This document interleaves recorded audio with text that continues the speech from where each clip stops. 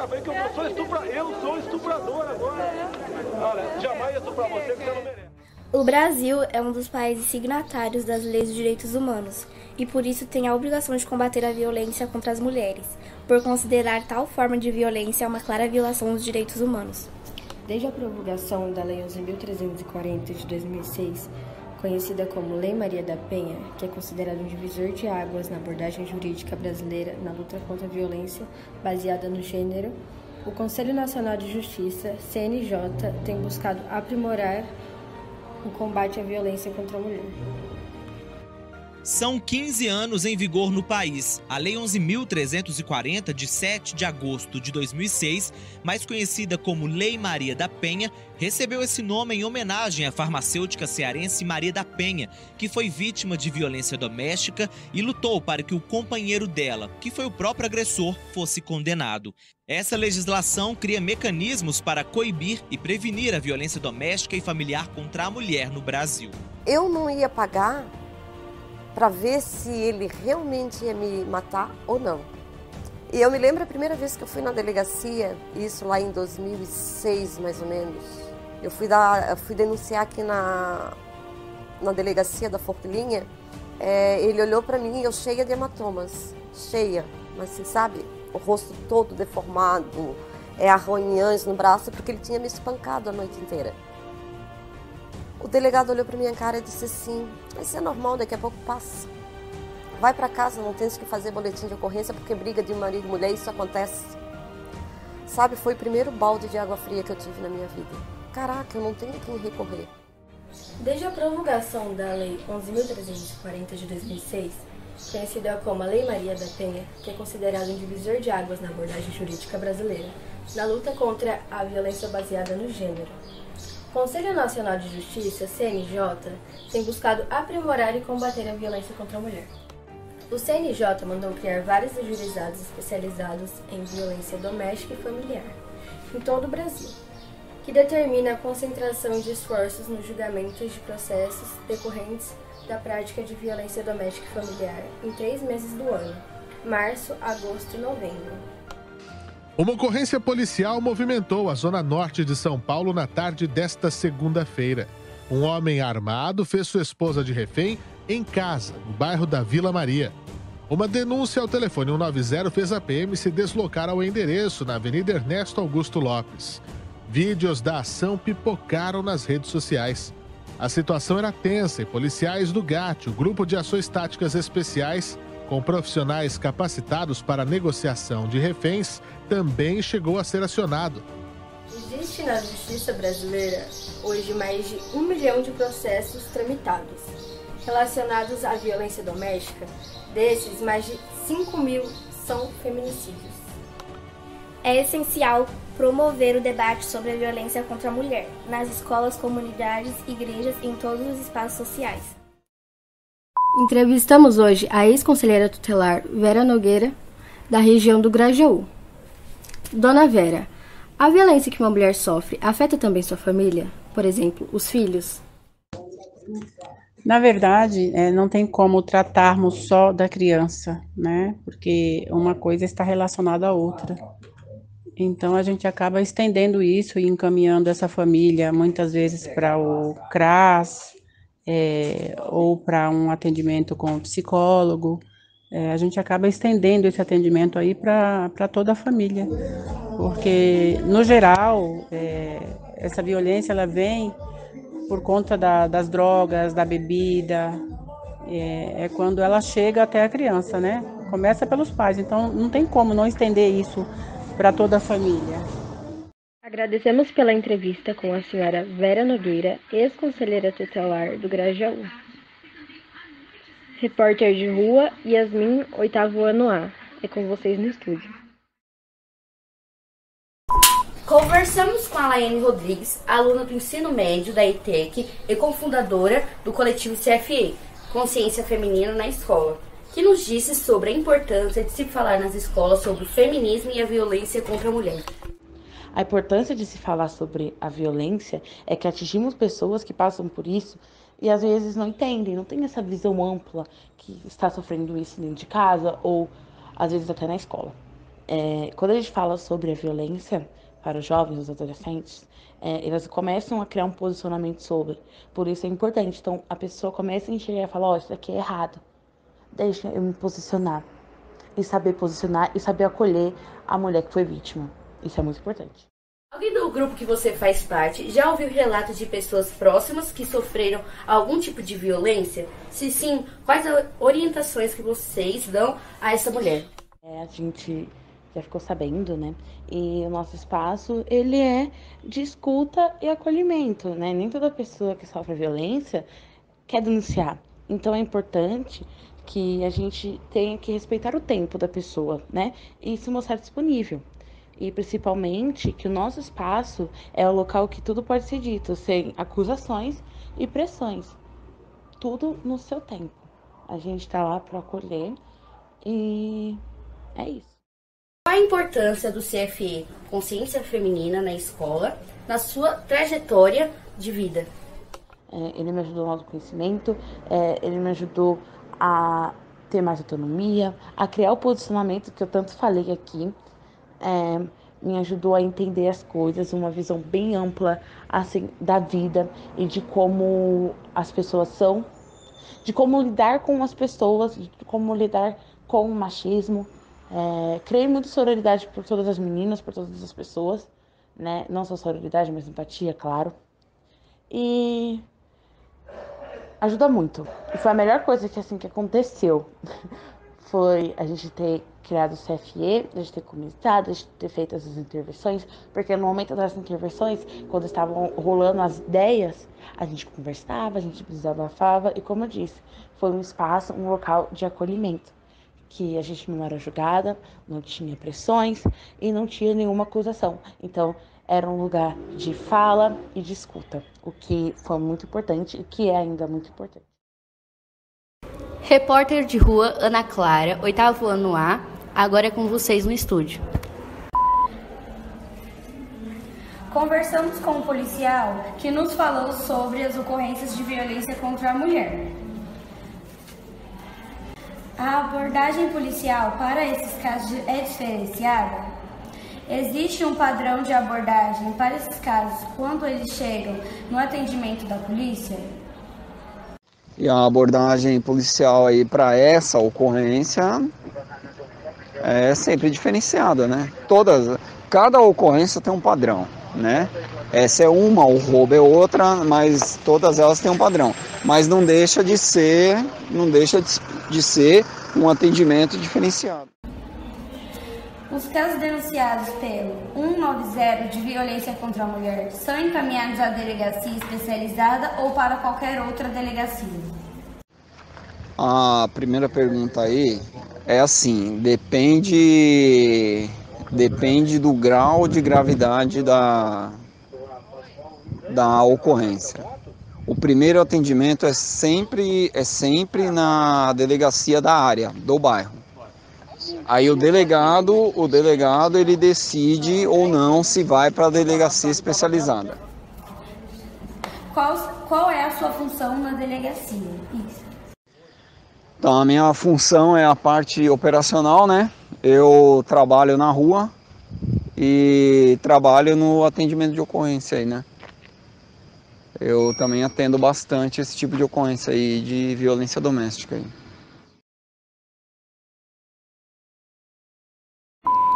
Conversamos com a Ana Cristina de Souza, coordenadora de políticas para mulheres da Secretaria Municipal de Direitos Humanos e Cidadania e coordenadora da Casa da Mulher Brasileira. Nos fale um pouco sobre a Casa da Mulher Brasileira.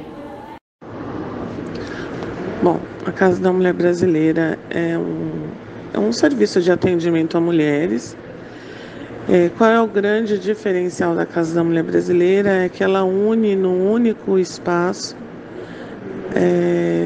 vários atores, a gente pode chamar assim, da rede de enfrentamento à violência.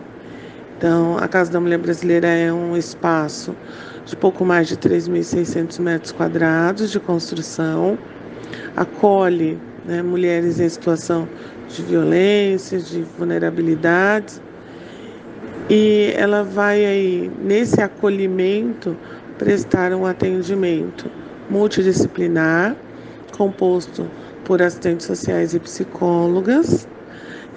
Também temos dentro da Casa da Mulher Brasileira a presença da primeira Delegacia de Defesa da Mulher. É uma delegacia especializada no atendimento a mulheres vítimas de violência. Temos também a presença da Defensoria Pública, que dá as iniciais dos processos, né, das mulheres em situação de violência.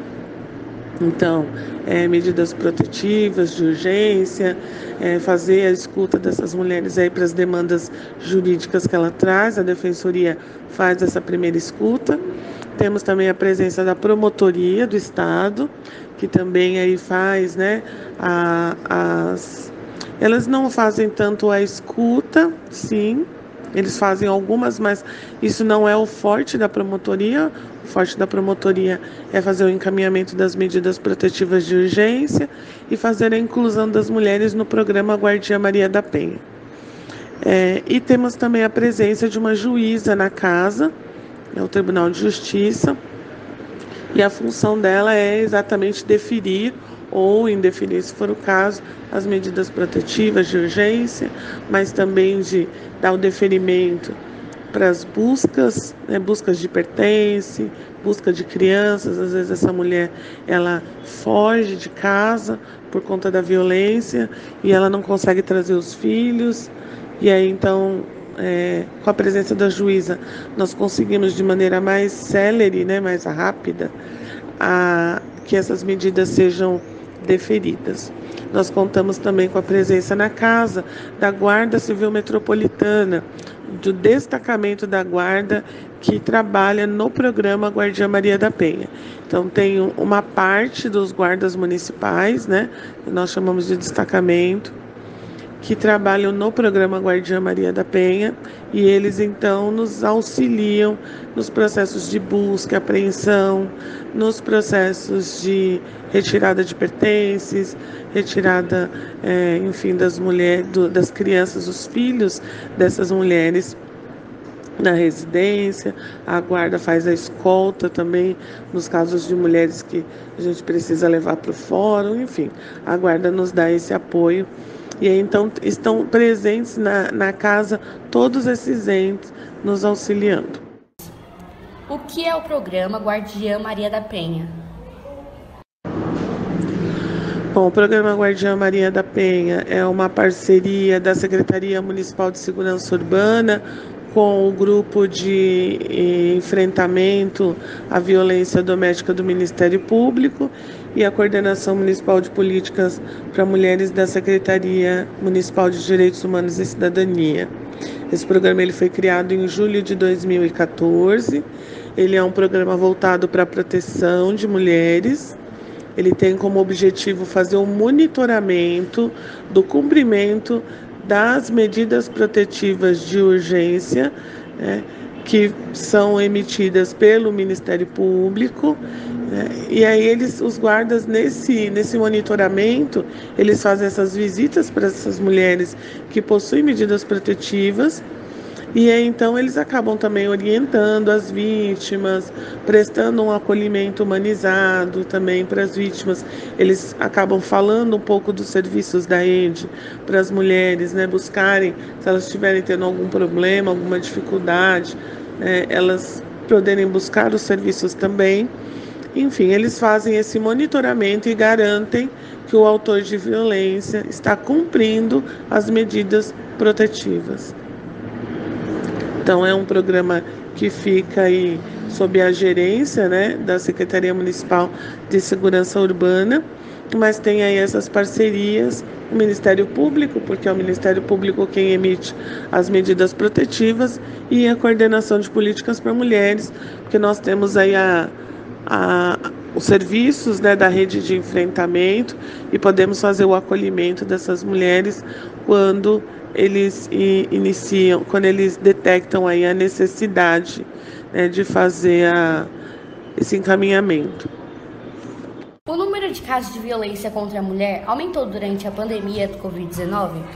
Se sim, a que a senhora atribuiu a esse aumento? Quando nós falamos dos casos de violência, né, no período da pandemia, primeiro que a pandemia não acabou, né? Nós ainda estamos vivendo a pandemia.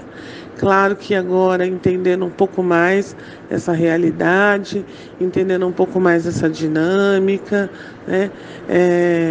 Enfim, aí com a vacina e a medicina trabalhando aí diuturnamente no enfrentamento da pandemia. Mas dizer que, né, o número de casos de violência aumentaram ainda é cedo. Por quê? Porque ainda estamos vivendo a pandemia. Claro que no grande pico, né, no início da pandemia, quando ela chega no Brasil, qual é o cenário que nós temos? O cenário que nós temos é solicitação de isolamento total, né? Então é um isolamento social total que é solicitado, que é pedido, né, por parte dos nossos governantes, das nossas lideranças, a própria Organização Mundial de Saúde orienta, e nós sabemos que a violência ela é doméstica, ela acontece no lar, ela acontece nesse espaço privado, nesse espaço doméstico. Então, claro que as pessoas confinadas nesse espaço doméstico e nesse lar que não é tão doce lar, né, nós sabemos que, entendemos, né, nós entendemos que há uma grande propensão para que essa mulher ela esteja em muito mais risco e vulnerabilidade. Por quê? Porque ali é um lugar do conflito, ali é um lugar onde as demandas ficam mais acirradas, ali é um lugar onde a relação ela se dá de uma maneira mais acirrada e todo mundo tinha que ficar isolado dentro de casa. Então, nós não dizer do aumento ainda é muito cedo, mas o que nós tivemos foi uma sensação na diminuição de procura dos serviços de atendimento a mulheres. Então, isso nós percebemos. Então, teve uma diminuição na procura desses serviços. Então, os centros de referência da mulher, os centros de cidadania da mulher, estes espaços foram espaços em que nós sentimos que houve aí uma diminuição na procura de atendimento.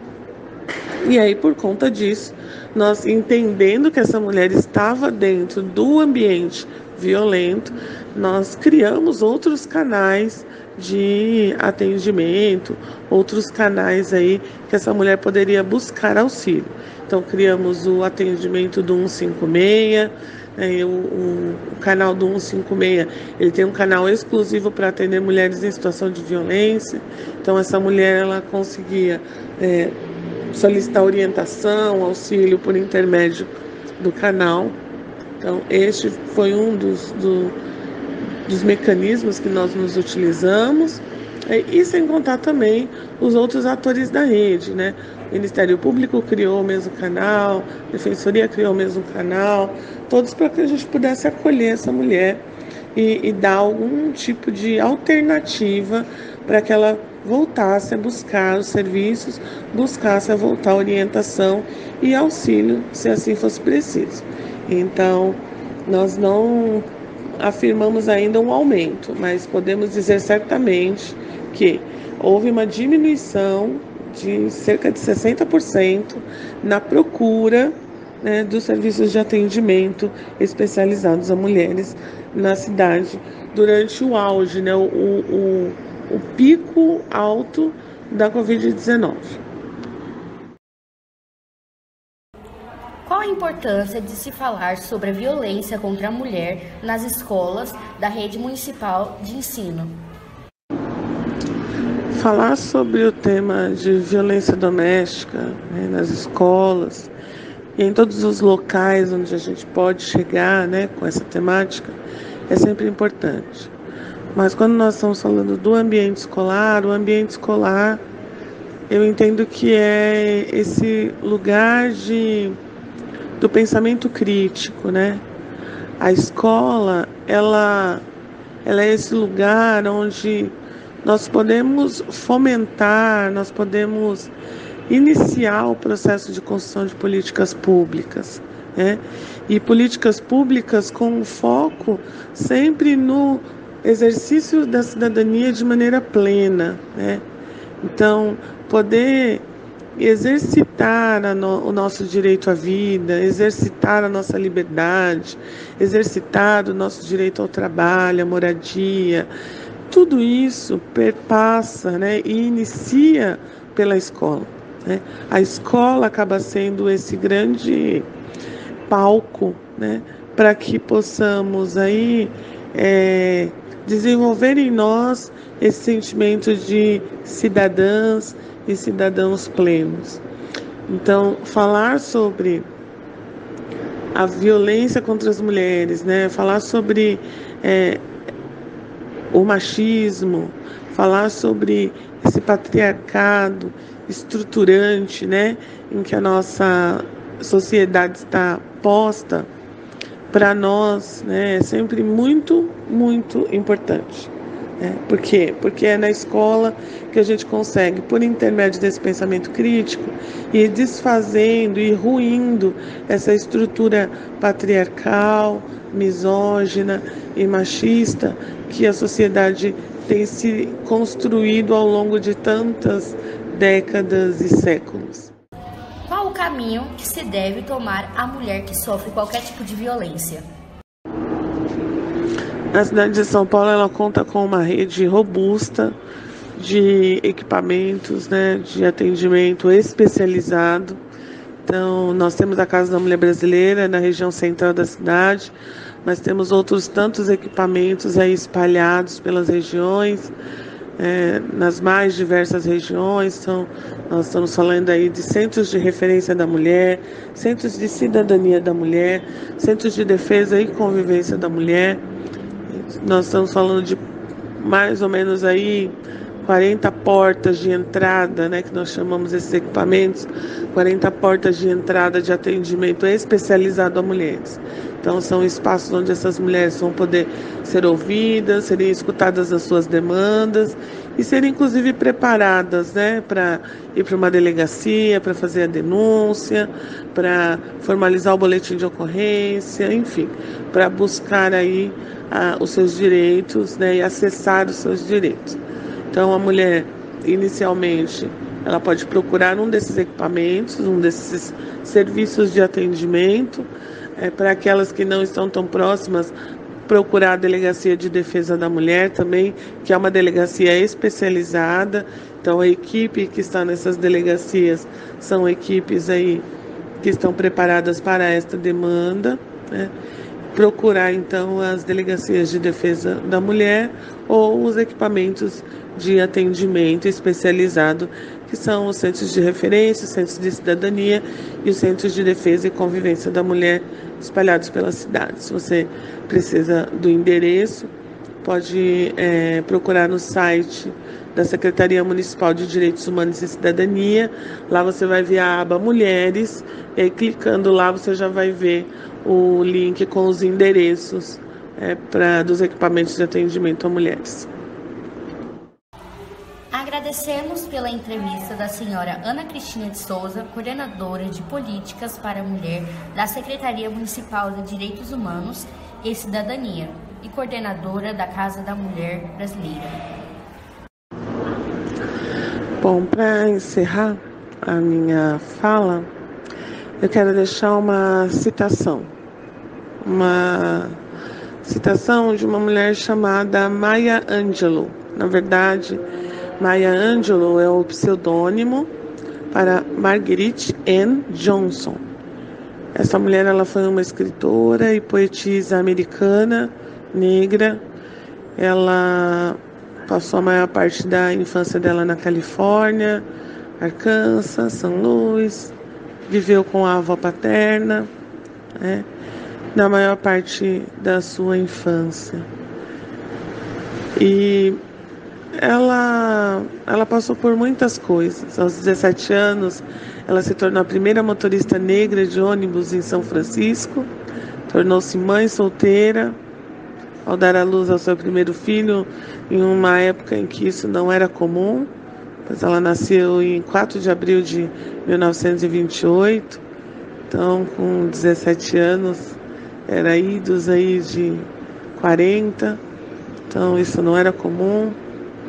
Ela se tornou a primeira mulher negra a ser roteirista e diretora em Hollywood.